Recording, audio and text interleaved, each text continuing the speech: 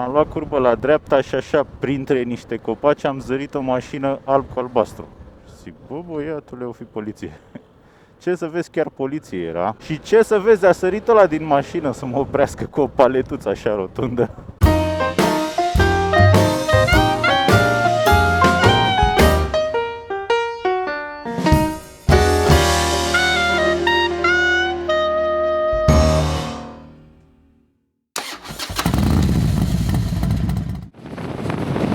Salutare tuturor și bun venit pe canalul meu de YouTube. Astăzi este o zi de sâmbătă, la începutul lunii iunie și mă aflu într-o localitate oarecare de pe drumul spre Calafat, pentru că merg în Bosnia. Mai exact, merg la Sarajevo, unde o să mă și cazez și o să vizitez, iar apoi în ziua următoare fac o tură scurtă de 240 de km dus întors până la Mostar. Azi am 600 de kilometri de făcut, ocolind autostrăzile, ca de obicei, intru în Bulgaria, apoi în Serbia, traversez Serbia și intru în Bosnia pe la Donje Vardiște. Până la Zaječar am mai fost în alte ture de ale mele, nu o să filmez mare lucru, noutatea pentru mine începând abia de acolo, mai departe. Lumea zice că drumul până la Sarajevo este foarte frumos, cu peisaje montane și curbe multe. Deocamdată mai opresc să alimentez și să beau o cafea înainte de vamă, după care o să mă pun în mișcare și o să merg mai întins. Vremea se anunță fierbinte astăzi, 34-35 de grade Celsius și abia luni la întoarcere se pare că o să fie mai răcoare. Planul de întoarcere ar fi pe un alt drum, o iau din Sarajevo către Belgrad și intru în România pe la Najdoș, ca să fac clisura înapoi spre Craiova. În altă ordine de idei, încerc să mă împrietenesc cu Garminul ăsta, Zumo XT. Îl am de mult, dar de obicei folosesc Calimoto cu hărțile offline. M-am gândit că ar fi o bună ocazie să învăț să-l folosesc mai bine și astfel să mai scutesc telefonul de tortură. Nu prea mi iese după cum se vede, traseul e făcut cu Calimoto, transformat în GPX și încărcat în Garmin. Dar cumva se face că drumul nu e comun, linia pe care mi-arată Garmin să merg e pe lângă drum. Și n-am nici indicații de navigație turn by turn. O fi vreo setare care a dat totul peste cap, cine știe. Mai încerc niște setări în benzinărie, iar dacă nu merge, îl scot și îl țin de backup.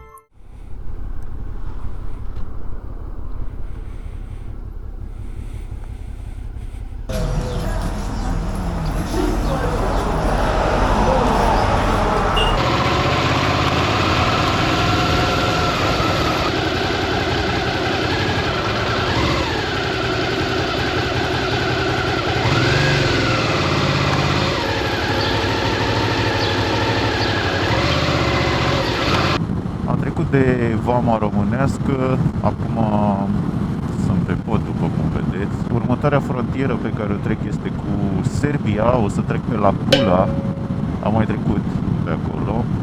O vamă mică, de obicei se trece repede. După care tăiem Serbia, o să vă arăt și vouă, deci stați pe aproape. Da, deci vrăjeală, nu s-a rezolvat nimic. Din nou aceeași problemă, doar am păstrat drumul drept, la un moment dat GPS-ul îmi trasează o linie dreaptă către nu știu unde, probabil către același drum care la un moment dat se întâlnește cu linia dreaptă. Dar treaba e că mă arată că sunt off-track, nu-mi reconfigurează, nu am turn-by-turn navigation, da, nu știu ce să fac cu ăsta, probabil că o să-l închid și o să fie backup. Și am ajuns la Kula, este punctul de trecere a frontierei cu Serbia. Zaječar, uite, imediat, în 27 de kilometri.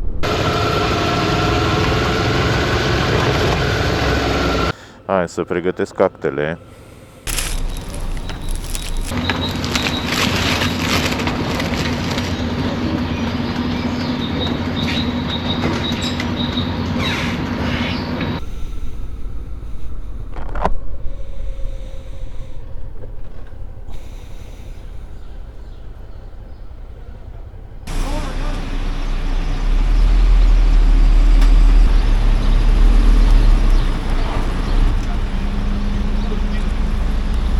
Am intrat în frumoasa Serbie și acum îi dăm mai departe către Zaječar, pe urmă un oraș care se numește Jagodana, dacă nu mă înșel, pe urmă un oraș care se numește Kakac, cred, după care granița cu Bosnia și apoi Sarajevo. Conform cu navigația mai am vreo 450 de kilometri până la Sarajevo.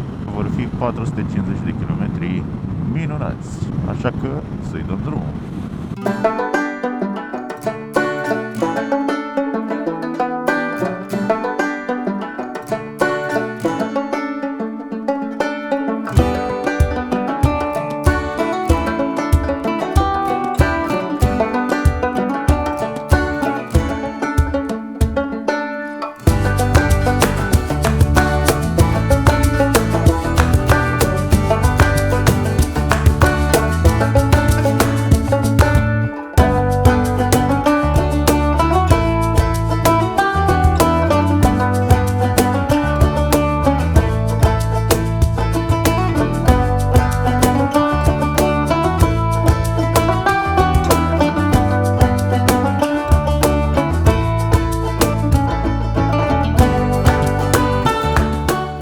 Intrăm pe coclauri, vorba unei prietene.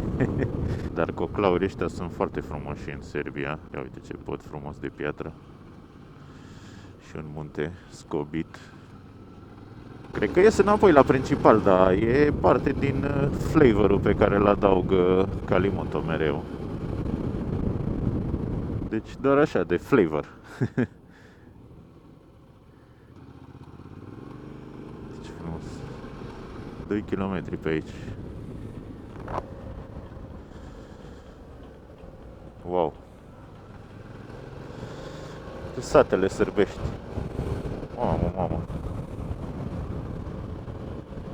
Și nu vă zic cât de bine miroase. Dacă ați crescut la țară, ca mine, în copilărie mă duceau la țară, prin Teleorman, într-un sat uitat de lume, care se și numea ca atare, Talpa se numea. Așa mirosea cum miroase aici. Ăsta încă e modern. E super modern. Gata, și mă bag înapoi pe drumul 36. Dar am făcut ocolul ăsta. Mi se pare extraordinar. Sarea și piperul din ture tot timpul le dă Kalimoto. Cred că ar trebui să mă plătească la câte reclamă le-am făcut.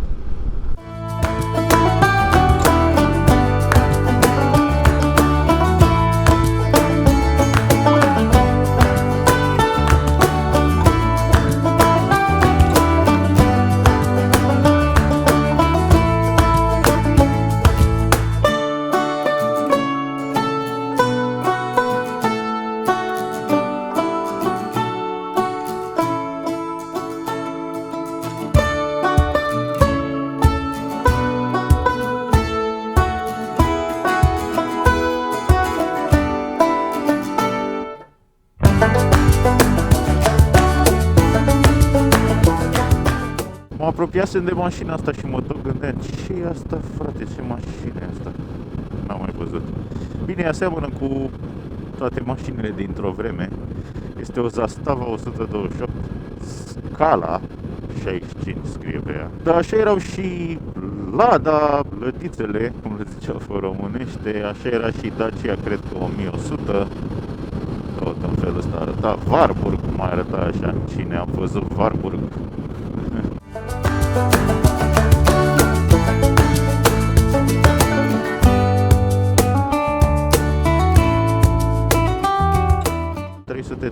de kilometri până la destinație.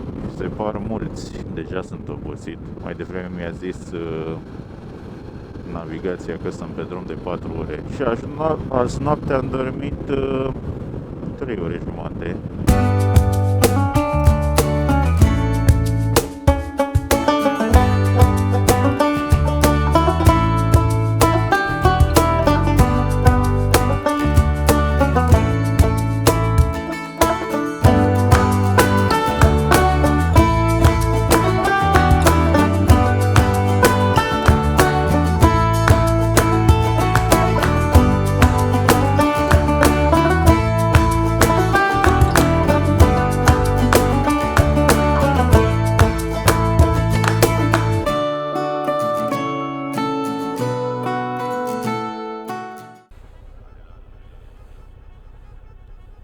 Zastava, mă, ia uite ce scrie aici.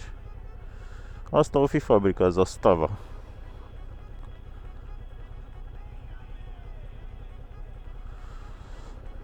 Cacaci la stânga.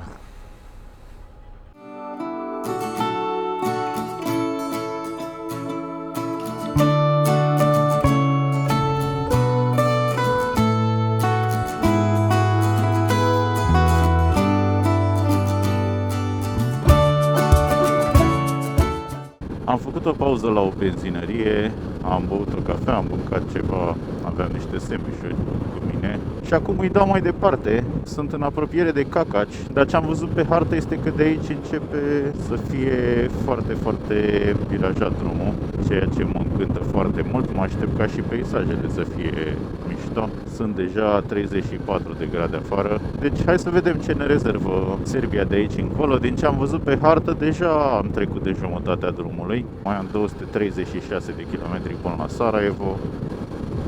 Hai!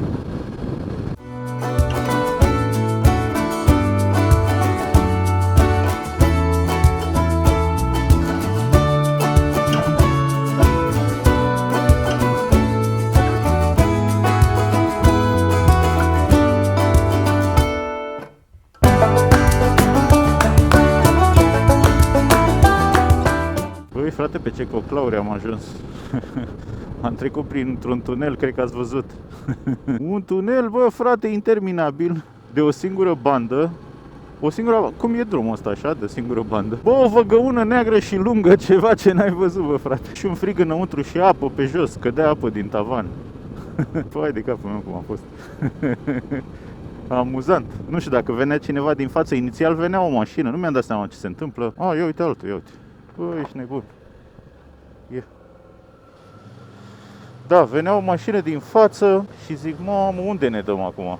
Că nu îmi dădeam seama. Dar până la urmă am stat la intrare și a fost ok. Mișto, mișto, mișto. Din surprizele Calimoto.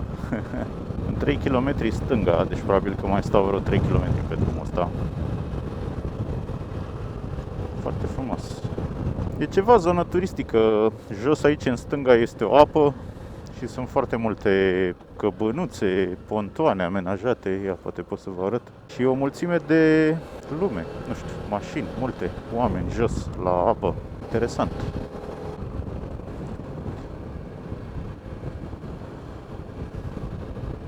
Mișto.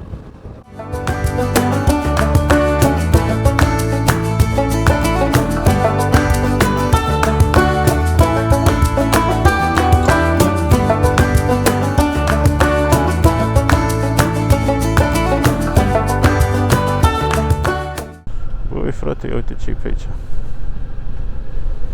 Ce zonă mișto. Nu știu ce e, un canion ceva. Fai de capul meu, fantastic.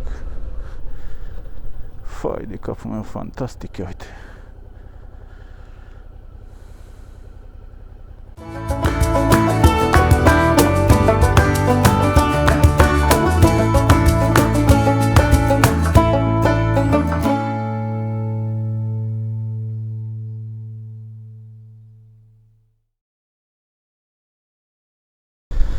Ceva stațiune, nu știu. Ovcea, Bania. Nu știu ce e.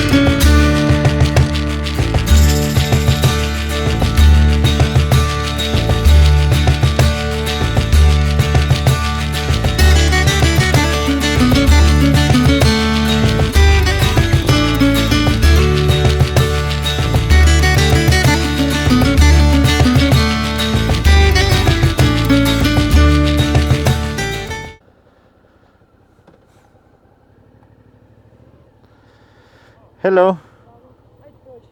Oh, thank you.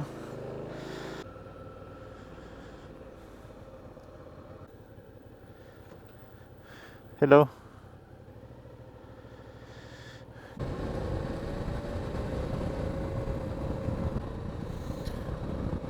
Goodbye Republic of Serbia.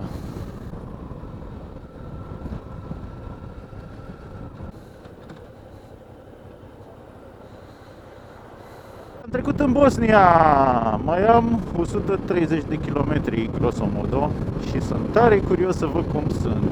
Bă, de acum a venit vama aia, deci nici nu mă așteptam, total neașteptat așa. Eu am crezut că intri într-un parc național, sunt locuri din astea unde e o barieră și plătești ca să te plimbi prin parcul național. Și când acolo era vama, incredibil.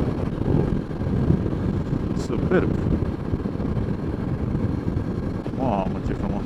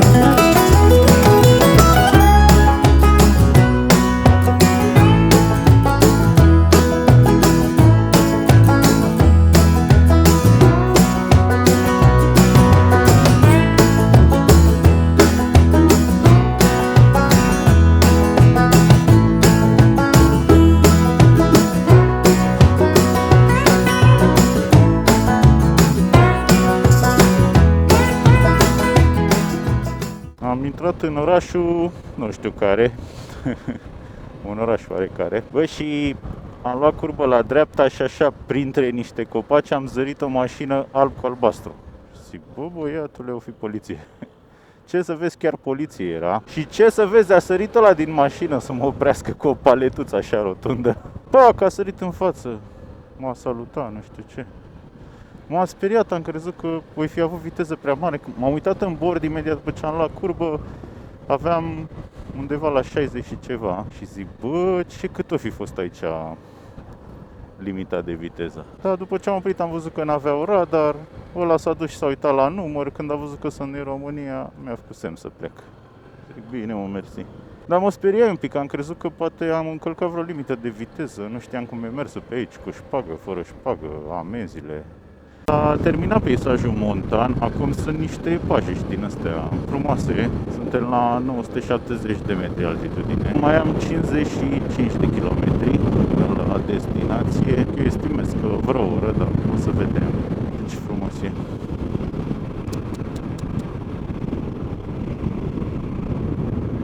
E cam prost cu limitarea de viteză. Peste tot e, sau mă rog, cel puțin pe drumul ăsta, în mare parte are limitare 60.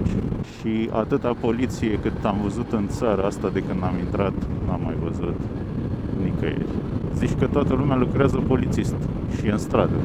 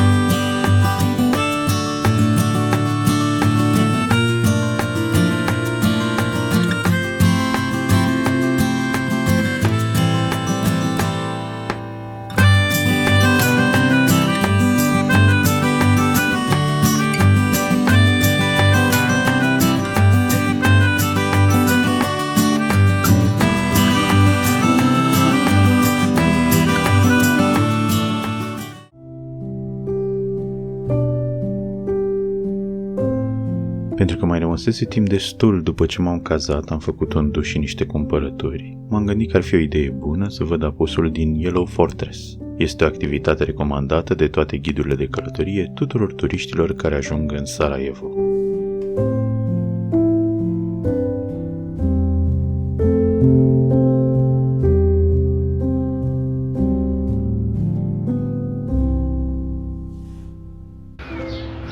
Ca să ajungi la fortăreață, care este acolo,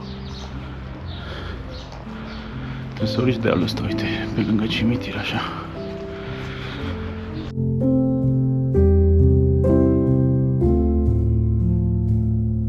Conform unei referințe, multe dintre cele peste 11.500 de victime ale războiului din 1992 au fost îngropate aici.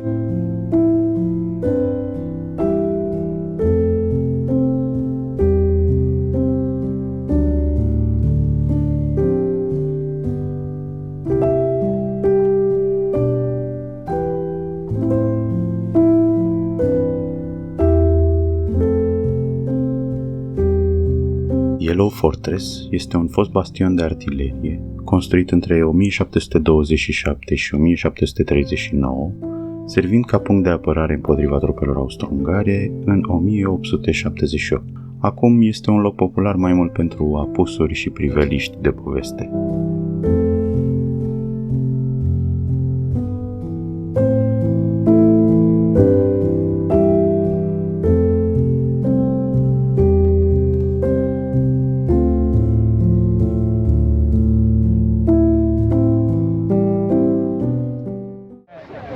So you immediately live at altitude? Yeah. And I couldn't walk around, that's why I was feeling so bad. Big headache.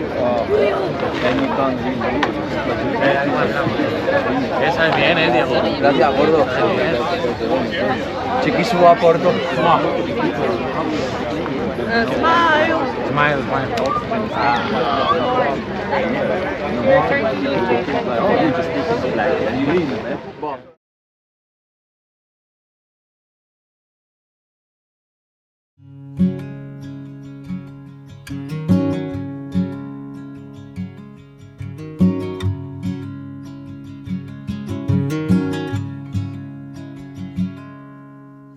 Bascarsigea este centrul istoric, cultural și totodată bazarul vechi al orașului Sarajevo, construit în secolul XV, când un general otoman și bosniac a fondat orașul. Aici găsim tot felul de prăvălii, care vând suveniruri, dulciuri, parfumuri, haine și țesături, obiecte lucrate de fierari și bijutieri, dar și restaurante sau cafenele.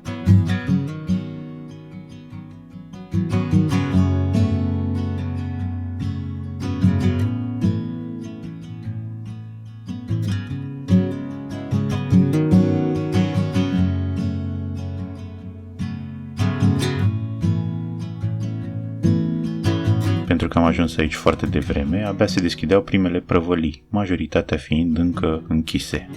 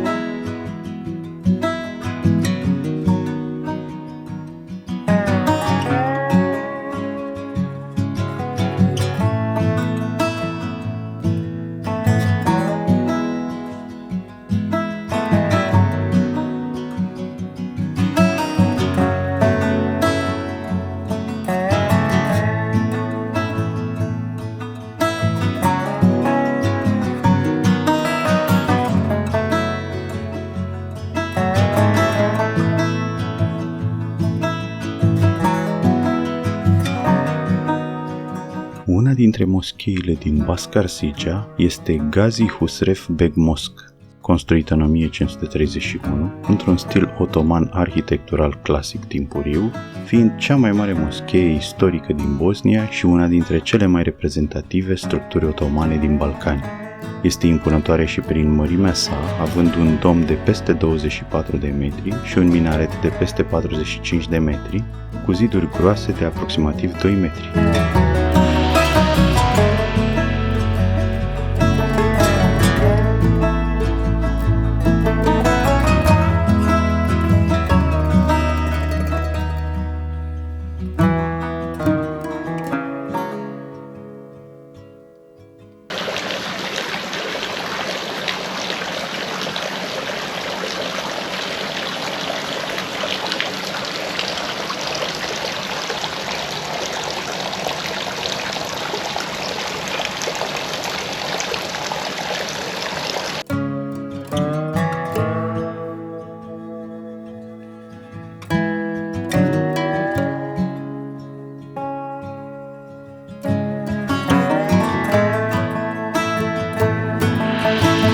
multele suveniruri meșteșugite din cartușe comemorează războiul din Bosnia și Herțegovina și asediul dintre 1992 și 1995.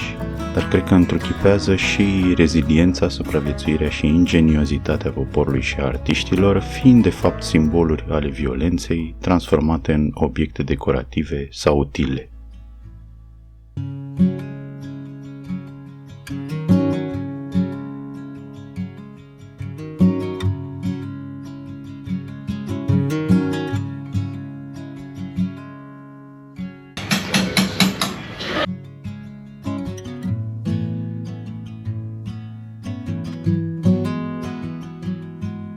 E păcat să vii în Bosnia și să nu savurezi o cafea tradițională bosniacă servită în felul acesta.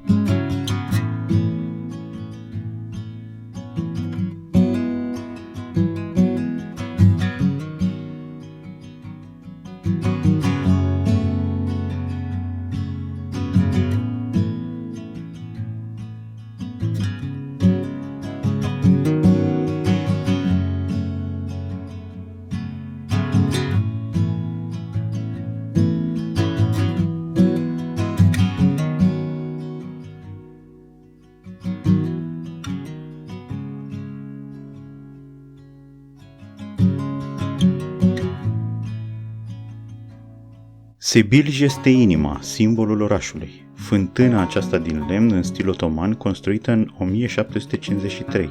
Apa ei este potabilă și se spune că cine bea din ea se va întoarce în Sarajevo cândva.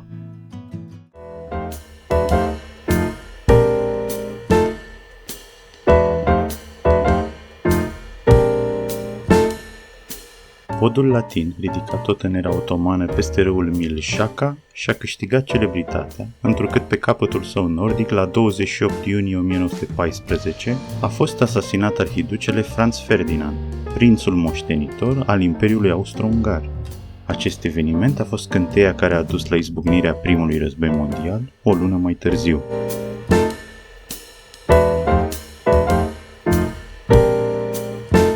Mi-a plăcut biserica asta pentru că era vopsită în aceeași culoare ca și situată fix peste drum de berăria din Sarajevo.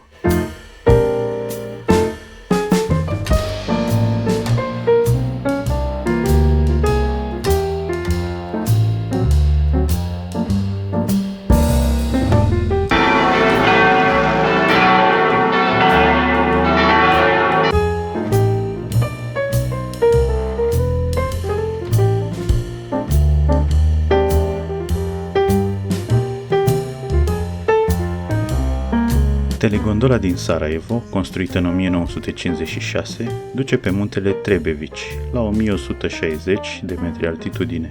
Aici se poate explora vechea pârtie de bob de la Jocurile Olimpice de iarnă de la Sarajevo, acum părăsită. Eu am urcat aici însă doar pentru priveliște.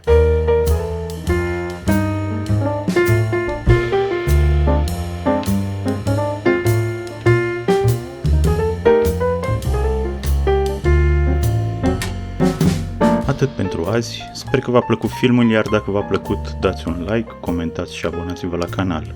Vă mulțumesc, ceau, ceau!